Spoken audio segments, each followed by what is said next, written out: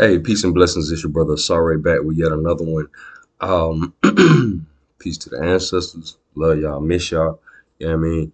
Peace to the true and living. If you're wondering who the true and living is, in this day and age, if you still got the attention span to follow videos like this, back to back to back, and kind of wrap your mind around this whole thing, left brain, right brain, um, you must be, you must be the true and living. Yeah, I mean, I'm your brother, Asare, one of the true and living. Peace and blessings.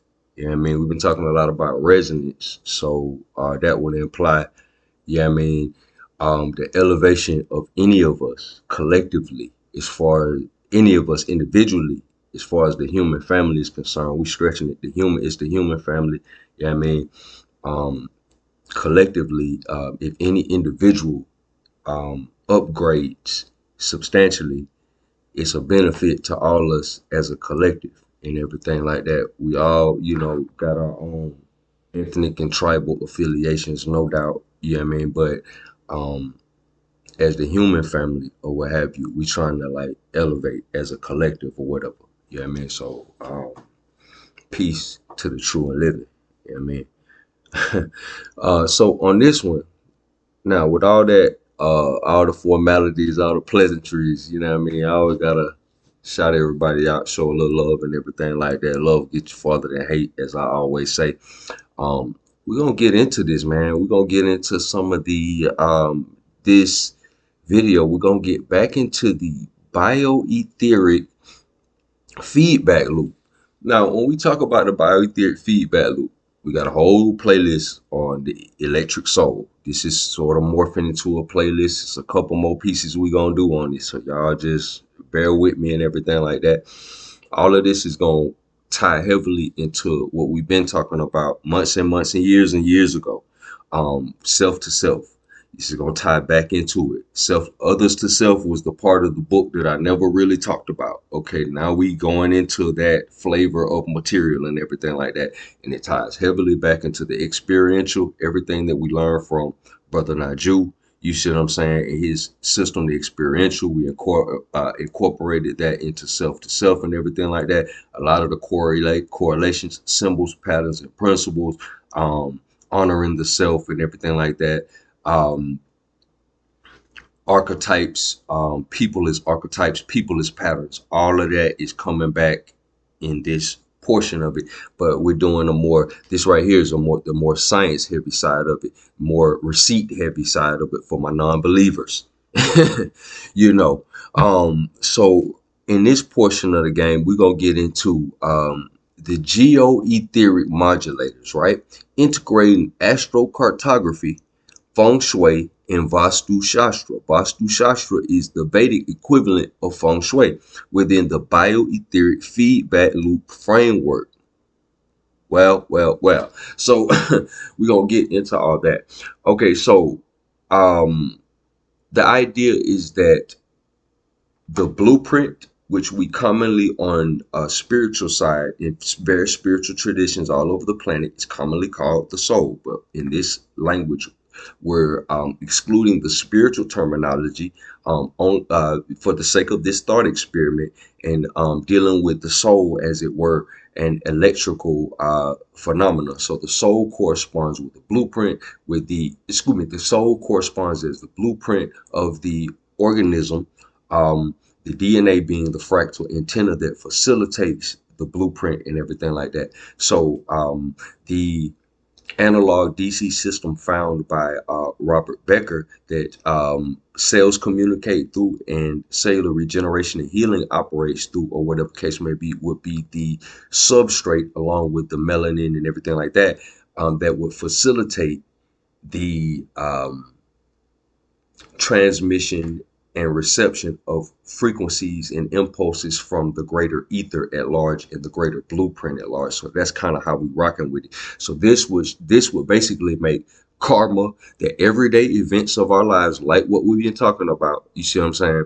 On all these videos, the dark night of the soul and people in our lives as patterns, all that stuff like that, it corresponds to this same feedback loop, because symbols, patterns, and principles. Symbol, everything you give your attention to is a symbol. Thus, it has a message behind it. Thus, it must be some form of feedback loop. This goes deeper into that whole idea. So we're continuing down that little rabbit hole right there. Okay, so we're gonna keep pushing. Okay, part one: establishing the bioetheric feedback loop. All right. Yeah, excuse me, my battery about to die. Bear with me. Okay, so the analog bioelectric foundation, pretty much what we just talked about. This first little section will be a recap, kind of like how we always do, but you know, we will descend into the punchline shortly. Okay, the analog bioelectrical foundation, Robert O. Becker's contribution, the foundational concept of this gonna be a recap from a lot of the other videos, but we're gonna rehash this real quick and then get into the punchline. Foundational concept of the bioetheric feedback loop rests on a paradigm shift away from the purely chemical reductionism toward a view of life as an instinctually electrical phenomenon. Dr. Robert O. Becker's seminal research established that living systems possess an extra neuronal direct current system that functions as an analog information transfer. So this is what we were talking about. This ties directly into what Dr. Sebi talks about, interstitial fluid and cleaning out the pathway between the cells and stuff like that, how cells communicate with this analog frequency and this analog direct current type of frequency and everything like that. This ties into the fascia being piezoelectric. This ties into how they transmit and receive signals from the ether at large. Remember, in Tesla's model, there are no electrons, so we had to shift our whole perspective of physics to better accommodate this understanding, because we could not get this understanding from Einstein's physics, because what particles correspond with the soul? You see what I'm saying? So that wouldn't even work in that. So this DC system is distinct from the digital impulse propagation of the traditional nervous system and exists ubiquitously throughout the body. Its primary function involves transmitting complex analog information that controls cellular behavior and facilitates robust communication between all body parts. All right. And we're going to get deeper into the feedback loop later, and it's going to talk about how ailments in the body correspond with situations. You see what I'm saying? When we get into acupressure and acupuncture and all that stuff like that in the next couple of videos, but we're going to get there. This bioelectrical network is not merely passive. It serves as the master control system for a crucial biological phenomenon, most notably cellular differentiation and regeneration. Becker demonstrated that specific electrical currents, particularly the application of negative currents, act as a molecular key capable of unlocking genetic potential, right? What? Electrical currents, particularly the application of negative currents, act as a molecular key capable of unlocking genetic potential, inducing cells to revert to a more primitive state, pluripotent state, a process termed dedifferentiation. So this is what we were talking about on a couple of the previous videos or whatever. Basically, an electrical frequency turns a kidney cell, liver cell, neuron into a primitive state, or what we call a blastoma or a stem cell or whatever. It's neutral, where it can turn into any other type of cell that the blueprint would dictate or that is necessary and everything like that. And it's all facilitated by an electrical impulse, not nothing chemical, not no magical substance or nothing like that, from an electrical frequency is basically what it's saying. So let's see here. Following dedifferentiations, these cells can then be redifferentiated into needed tissues, demonstrating that growth and healing are fundamentally controlled by electrical signals. That's been the basis of this whole thing that we've been talking about. Okay. The physical body thus operates as a complex semiconducting matrix. What we say when we get into this other framework, semiconductors are likened unto capacitors, which are likened unto batteries. You see what I'm saying? Okay. And when we're talking about the body and stuff like that, we're not talking about a positive and negative terminal. We're talking about living batteries. When we talk about the proteins and cells and stuff like that, it's a living battery. The whole thing is a battery. So semiconducting matrix, executing analog commands, transmitting through this DC system, the critical connection to the environment, because we're going to get into Feng Shui, right? And Vastu Shastra, astrocartography and all that good stuff. So the critical connection to the environment influence lies in the demonstrated interaction between living organisms and environmental electromagnetic fields, right? Then we say that about go back to the video what we did about the fabric of time. We talked about how time is a collection of the frequencies from the 0 point reference of all of the various things in the environment. It's like a mean of everything in your environment. You got a birth and death time. Everything in your environment has a creation expiration time or whatever case may be, and an average of all that is what we could perceive as time moving forward through time, because electricity moves forward through a circuit. So that's kind of how we arrive at time, how we talked about. This established mechanism provides the necessary physical bridge linking external geophysical phenomena to internal core regulatory mechanisms of life. Understanding life as an integrated network exhibiting complex rhythms and oscillations suggests that the system's physiological health is intimately tied to the smooth, coherent transmissions of these analog signals. Okay, this aspect of the nervous system and everything like that. Okay, conversely, pathologies such as cancer are characterized as a reduction in physiological variability and systematic disconnection, indicating a degradation of the analog network's stability. So this analog network, you mean it's a degradation of the stability of the network in which the cells communicate. What you mean, the network that is also associated with the piezoelectric effect of the bones as well as the fascia and everything like that. The fascia is the network along which acupressure and acupuncture points are, and marble points and stuff like that are situated. It ties into the electricity of the body when you have blockages in different meridians and channels and everything like that. You see what I'm saying?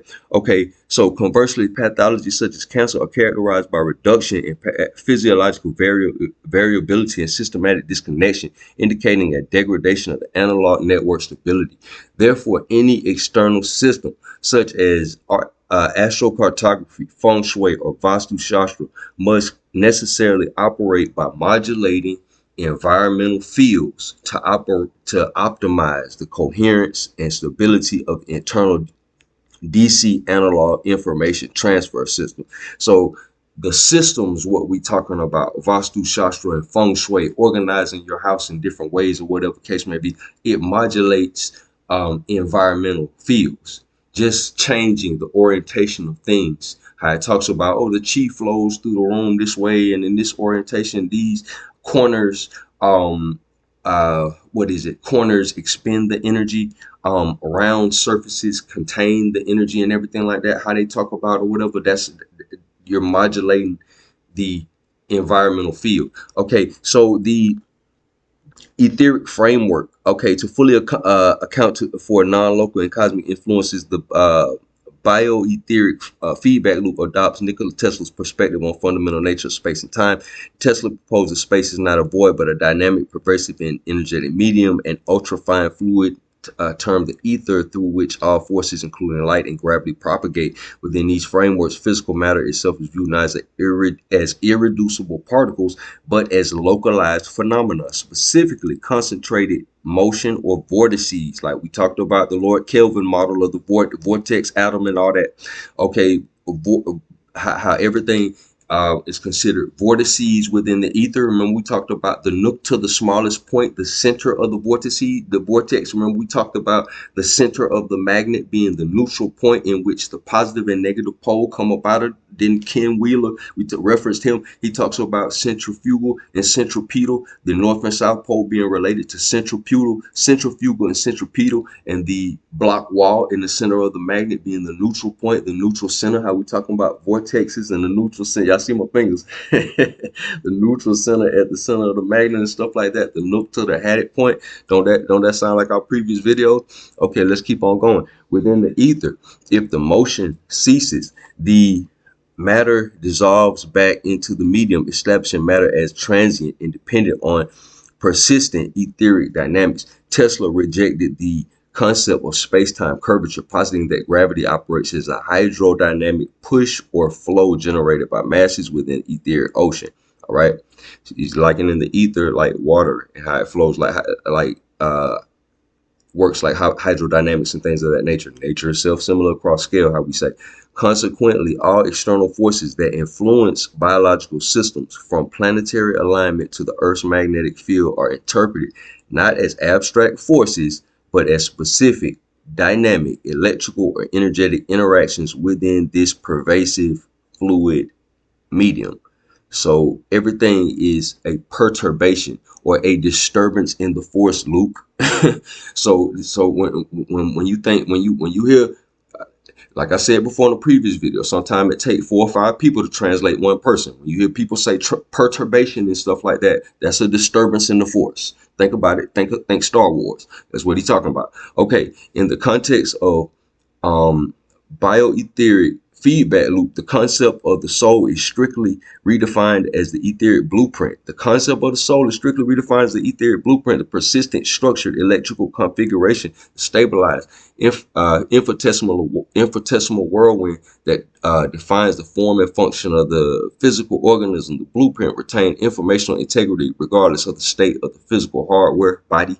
The goal of the bio-etheric feedback loop is to comprehend how this persistent electrical structure is continually modulated, changed by both internal action, karma, and external geocosmic forces. So not only does karma alter the blueprint, geocosmic forces alters the blueprint. Like I said, I'll probably do a piece at some point on George Wachowski's multi-wave oscillator, because he goes into a similar thing. He has a book, I think it's called The Key to Life. This structure must be robust enough to influence consciousness and physical action directly by integrating cosmic forces into a biological matrix. Okay, so whatever we doing with the environment, whether it be Feng Shui, whether it be Vastu Shastra, whether it be out moving from location to location with astrocartography, in the vein of astrocartography, whatever forces that it's talking about, it got to be strong enough to affect the cosmic and biological matrix, what it's talking about. So let's keep going. The fractal interface and information processing, excuse me, the transition point between the macro etheric field and the microbiological system is hypothesized to be the DNA structure itself, right? The point of convergence between the etheric field and the physical human being, which is the semiconductor which allows you to experience your reality, is the DNA, is what it's saying.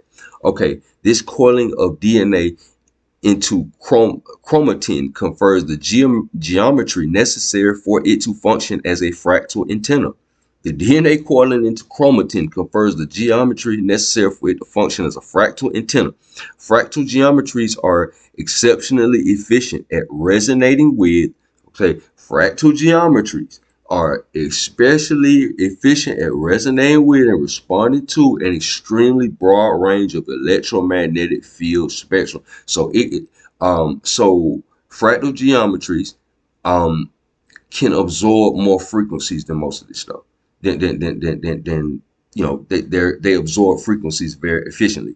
This reception mechanism is supported by studies showing that specific nucleotide sequences within the DNA, particularly the CT promoter regions, exhibit heightened electronegativity and can be induced to initiate cellular responses such as the production of heat shock proteins. Okay, so by exposure to various frequencies to the EMF spectrum, thus the DNA acts as a biological transducer. Remember, we said a transducer is a metaphor or archetype of a transducer. We say a bishop from the X-Men, right? You can take one frequency and turn it into something else. Okay, vibranium, something like that. You know what I'm saying? We want to take it there to Marvel Comics. We can do that. Okay, so translating environmental EMF input into biochemical and bioelectrical regulatory commands. The connection between the etheric structure and the biological fractal antenna, the etheric structure, the blueprint, and the biological fractal antenna, the DNA, is provided by the Earth's environment. The connection between the etheric structure and the DNA is provided by the environment. Research suggests that the Earth, the planet's magnetic field, which are themselves subject to fluctuation from solar and geomagnetic activity, act as a plausible carrier of non-locally distributed patterned information that is accessible to all living systems. Let's say that again. Research suggests that the planet's magnetic field, which are themselves subject to fluctuations from solar and geomagnetic activity, act as a plausible carrier of non-locally distributed patterned information that is accessible to all living systems. The comprehensive mm, the comprehensive synthesis proposes the following cascade. The highly structured ether, Tesla's medium, carries the global field patterns, astrocartography. This patterned flow dynamically modulates the local geomagnetic solar EMF environment. Finally, the DNA fractal antenna tunes into the okay, so the hmm. So basically the meridians and things or whatever case may be that affects the environment or what have you, or your orientation, where you're born and your personal orientation along with your in conjunction with your environment functions, affects your environment. Finally, the DNA fractal antenna tunes into the modulated EMF spectrum, translating the received etheric information into functional analog commands that govern the operation of Becker's DC system. Okay, modeling karma as an electric feedback loop in the Bio-Etheric Feedback Loop framework, the ancient concept of karma, which refers to action, deeds, and its result consequences. We talked about that is formally formalized as a rigorous closed loop electrical feedback system. Karma is interpersonal, immutable laws of causation, cause and effect, often distinguished from personal fate or divine punishment. Okay, the Bioetheric feedback loop defines karma as the instantaneous electrical feedback generated between the conscious output of the organism, right, and the structural integrity of its persistent etheric blueprint. So it's a feedback loop between you and the blueprint, similar to how we were talking about on previous videos about the principle and the agent. Intent corresponding to kriya mana karma. Immediate action is hypothesized to generate specific electrical outputs from the highly sophisticated DC analog nervous system, that particular special nervous system that we're talking about.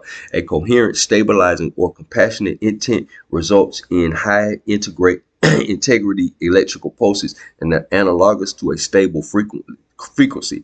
Conversely, incoherent, dissonant, or destructive intent generates noisy, low frequency, or chaotic impulses, right? Electrical impulses. This electrical impulse is instantaneously impressed upon or coupled to the individual's etheric blueprint, right? So basically, it's coherence or dissonance that you create. Basically, less than a good and evil type thing. It's either a coherence or a dissonance that's being created. Okay. Accumulating as a structural modulation or distortion. The accumulation constitutes sanchita karma, stored latent karma, and the currently manifesting portion, prarabdha karma. The physical expression of negative karma or suffering is interpreted electrically as the accumulation of electric impedance or dissonance within the etheric blueprint, right? Electrical impedance, resistance. You know what I'm saying? You trying to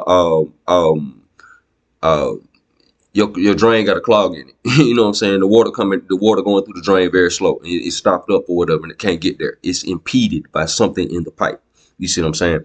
Okay, this dissonance, when expressed physically, reduces the efficiency and physiological variability of the DC analog system in the subsequent physical life. So basically, you being Jack the Ripper, we use that analogy or whatever in this life.